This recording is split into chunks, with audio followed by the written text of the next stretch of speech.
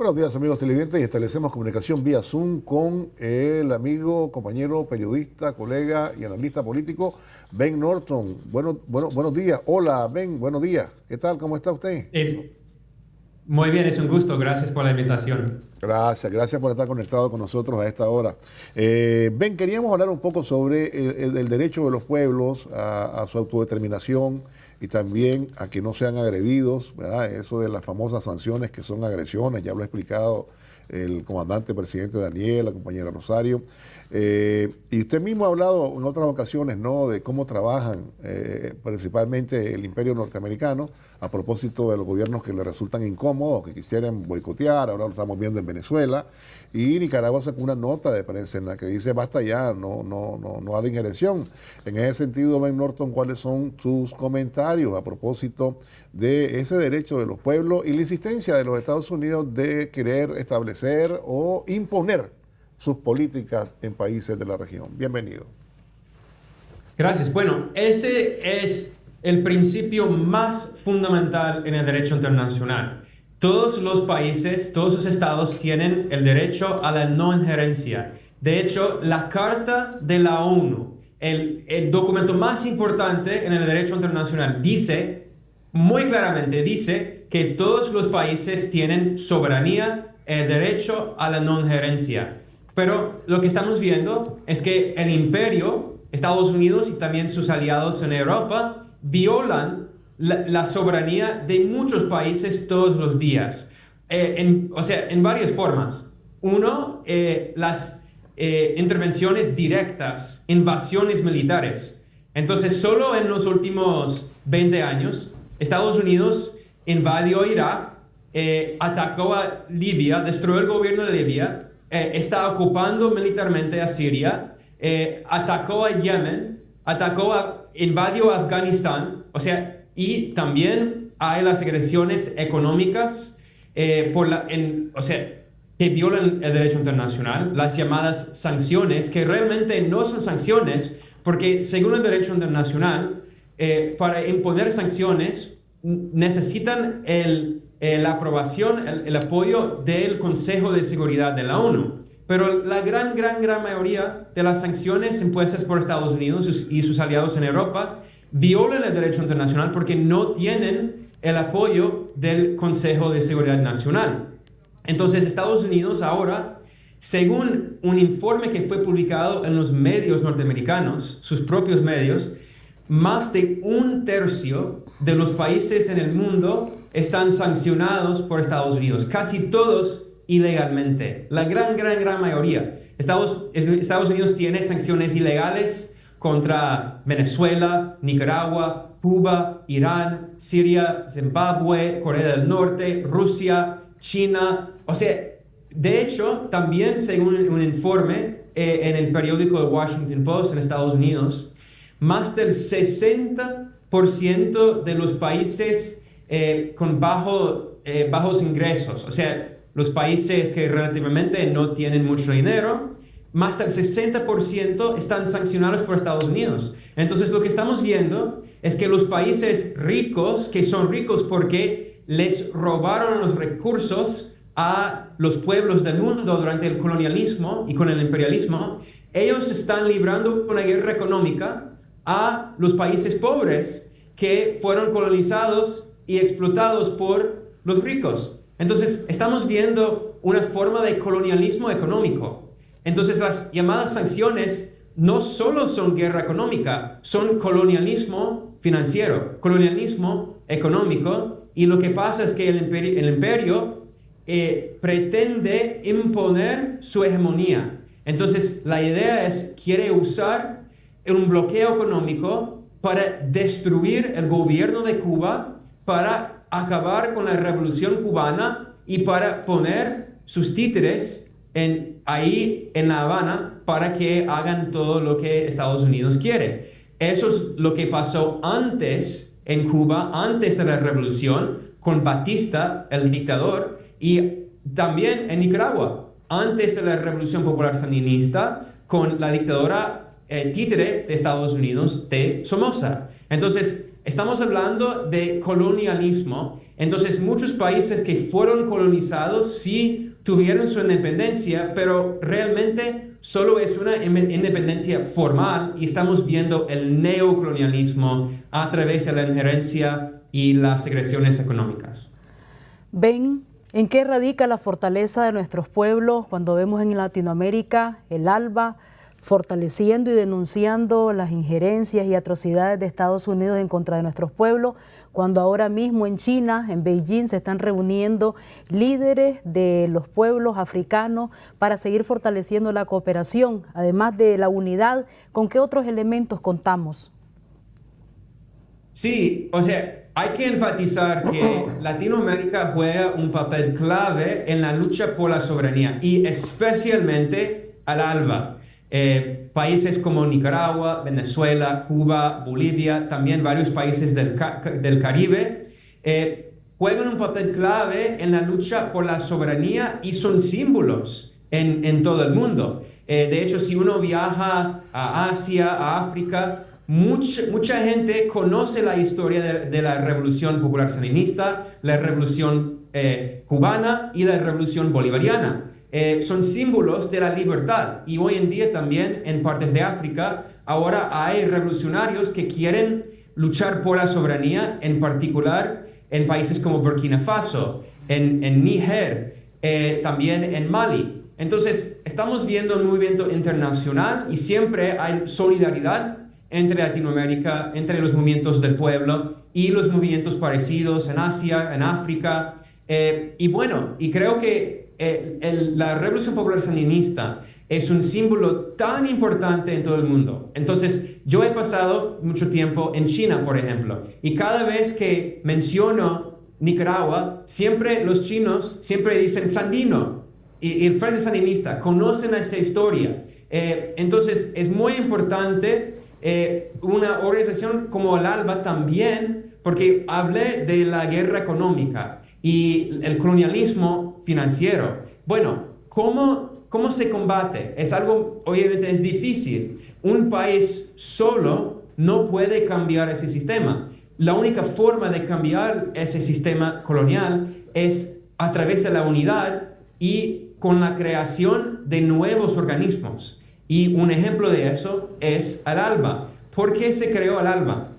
Fue la idea del comandante Chávez y también el comandante Fidel. Y la idea fue crear un organismo de integración no solo política, sino económica, para que los países de Latinoamérica y el Caribe puedan comerciar, para que puedan compartir, para desarrollar sin injerencia y sin el uso del sistema financiero controlado por Estados Unidos.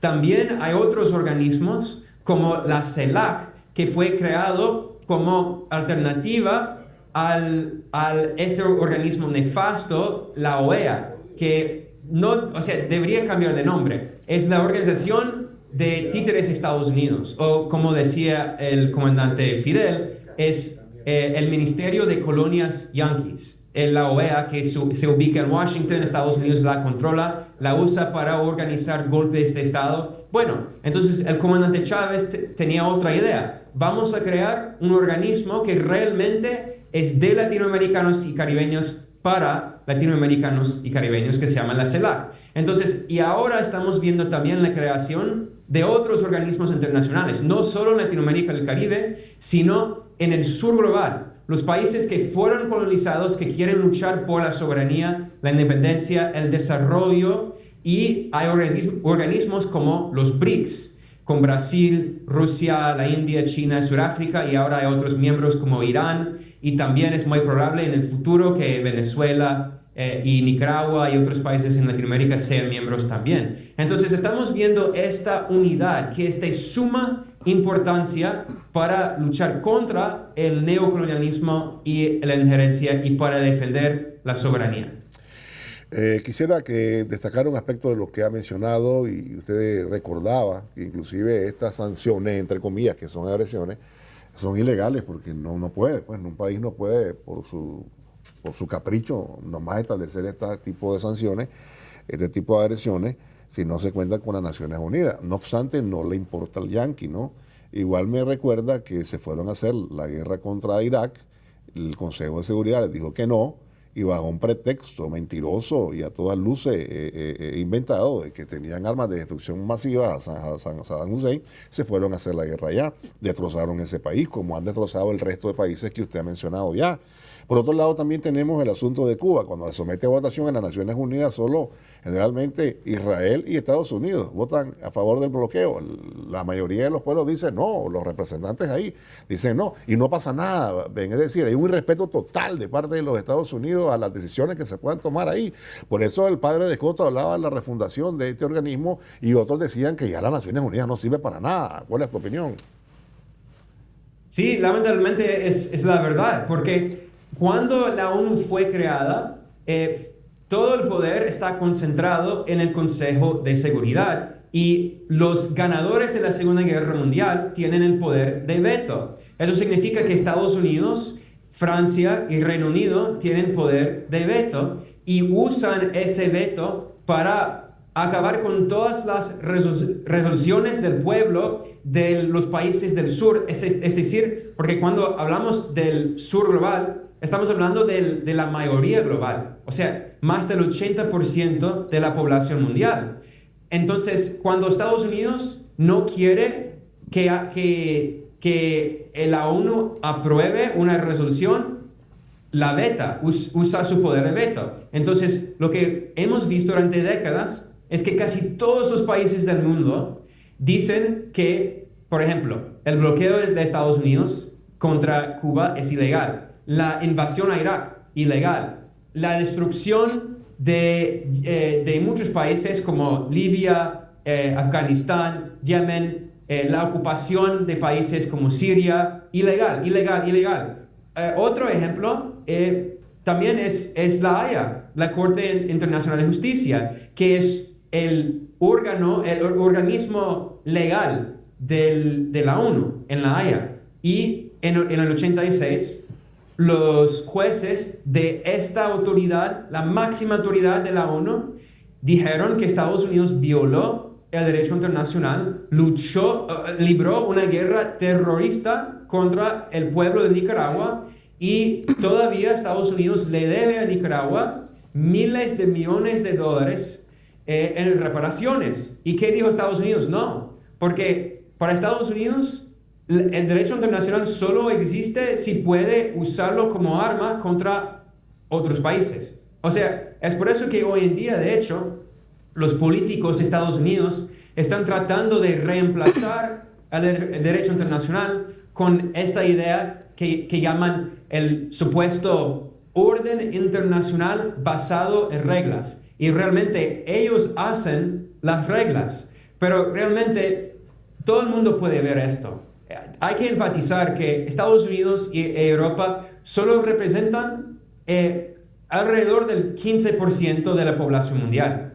Entonces, el 85% de la población mundial ya está harto, no quiere que ese sistema siga. Y es por eso que mencioné, hay muchas alternativas que se están creando en Latinoamérica, en Asia, en África, y creo que a través de la unidad, los pueblos del mundo sí van a poder por fin derrotar al neocolonialismo y estamos en este momento ahora, un momento histórico de muchos cambios en el mundo. Podemos verlo en Latinoamérica, en África, con los movimientos revolucionarios y creo que en Nicaragua los nicaragüenses deberían de sentir muy orgullosos. Porque aunque sea un país chiquito como Nicaragua, un país chiquito como Cuba, esos países son tan importantes internacionalmente, son símbolos de la lucha contra la injerencia y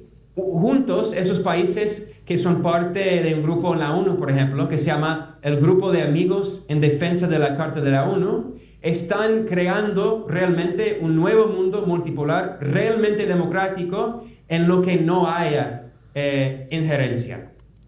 Ben, ¿qué efectos tiene ante la política expansionista, invasora, criminal de los Estados Unidos, las relaciones justas, por ejemplo, entre Nicaragua y China, con el Tratado de Libre Comercio, con la firma de varios megaproyectos que vienen a fortalecer la economía nacional y también darle un nuevo respiro a la región centroamericana?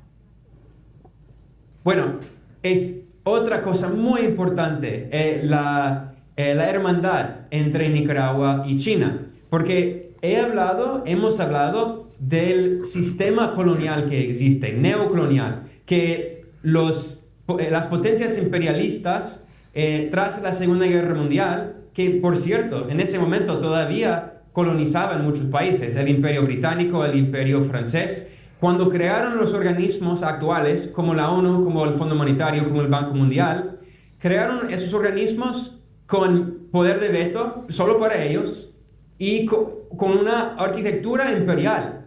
Y entonces, ¿qué pasó? En los años 50, 60 y 70, los países descolonizaron y crearon nuevos gobiernos independientes, pero el fundador del país de Ghana, en África, un gran revolucionario, Kwame Nkrumah, él, que fue, por cierto, derrocado en un golpe de Estado patrocinado por Estados Unidos en los 60, pero él escribió un libro que se llama El neocolonialismo. Él, o sea, popularizó ese término, ¿no? Y en ese libro, él dijo que nosotros en África hemos derrotado a los imperios europeos que colonizaron nuestros países, pero aún no tenemos la independencia económica.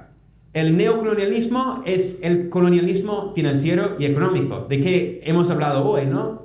Y ahora estamos aquí en 2024, 60 años después de que publicó ese libro, el líder de Ghana, y el sistema sigue así. Bueno, está cambiando poco a poco, hablé de las alternativas, pero no ha cambiado mucho hasta recientemente. ¿Pero qué ha pasado? ¿Qué cambió recientemente? Bueno, el ascenso de China, como ahora es la primera economía mundial. Tiene la economía más grande del mundo, más grande que la de Estados Unidos.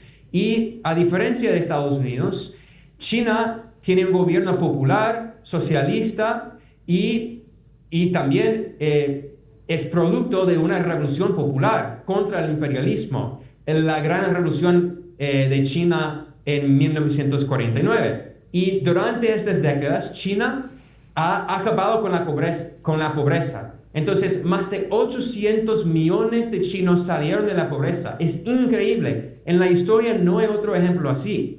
Y ahora China también está compartiendo su conocimiento, la educación, oportunidades, recursos con otros países del sur, porque en China el gobierno tiene otra idea. No es la idea de la hegemonía, del dominio, como las ideas imperiales de Occidente. En lugar de eso, el gobierno socialista de China habla de la idea de la cooperación ganar-ganar. Es decir, que ambos lados de la hermandad pueden beneficiar de este comercio. Entonces China beneficia, sí, y Nicaragua también gana mucho por el comercio, y también hay la infraestructura. China ahora, los ingenieros de China son los mejores del mundo. Están construyendo puentes, hospitales, escuelas y aeropuertos. Ahora en Nicaragua están construyendo un nuevo aeropuerto muy moderno. Entonces hay muchas oportunidades. Entonces es por eso que he hablado hoy de los nuevos organismos como los BRICS, que están tratando de crear una nueva arquitectura que no es la arquitectura colonial creada por las potencias imperiales. Y creo que en Nicaragua, en China, en Rusia, en Venezuela, en esos países podemos ver el inicio de este proceso de crear un nuevo mundo. Realmente, no es hipérbole, creo que realmente están construyendo un nuevo mundo.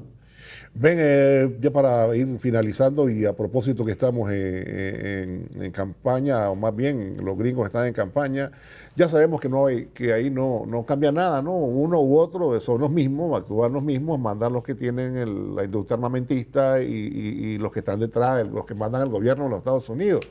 Pero ¿Qué se puede esperar de tanto de Trump como de la señora Kamala?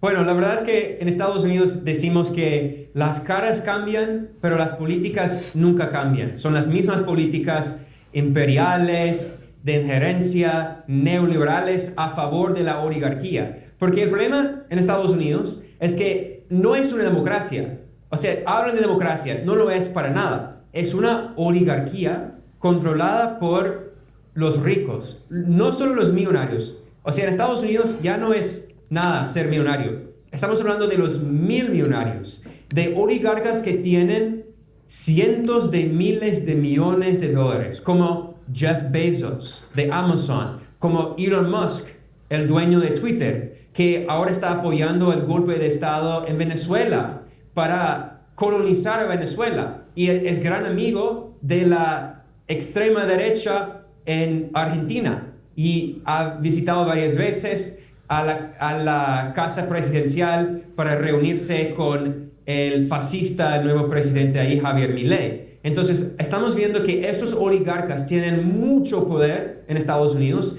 financian a todos sus políticos. Entonces, es un sistema en lo que los ricos pueden comprar a los políticos para que los políticos hagan lo que quieran. Y entonces hablamos de el complejo militar industrial. Las grandes empresas armamentísticas que ganan miles de millones de dólares, que ganan billones de dólares a través de la guerra, el asesinato. O sea, ahora podemos ver muchas guerras por todo el mundo. Estados Unidos tiene 800 bases militares en el extranjero y es parte de esas grandes industrias y ganan mucho dinero. También hay las empresas de la banca y las empresas financieras, hay las empresas farmacéuticas, hay un montón. Y ellos controlan la política. Entonces no importa, la verdad es que no importa quién gane, si es Trump, si es Kamala Harris, porque los dos partidos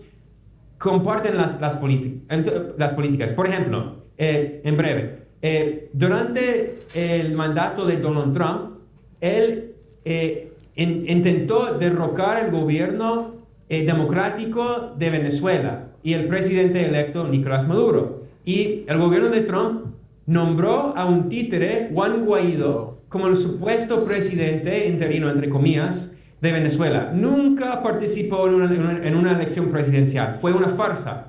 Eso fue durante la campaña, perdón, el mandato de Trump, el republicano. Y ahora hay un gobierno demócrata de Joe Biden, y es del mismo partido de Kamala Harris, que es la vicepresidenta. Ahora ellos están haciendo su otro intento de golpe en Venezuela, y en lugar de Juan Guaidó hay otro títere que se llama Edmundo González. Entonces, o sea, sí, ahora el partido cambió, pero la verdad es que Estados Unidos es un sistema de un partido. Es un partido imperialista con dos facciones, a veces cambian, pero las políticas no. Muchísimas gracias, Ben, gracias. Le agradecemos mucho que haya estado con nosotros y nos haya brindado este momento. Muchas gracias. Vamos a ir a la pausa, no se vayan, tenemos más.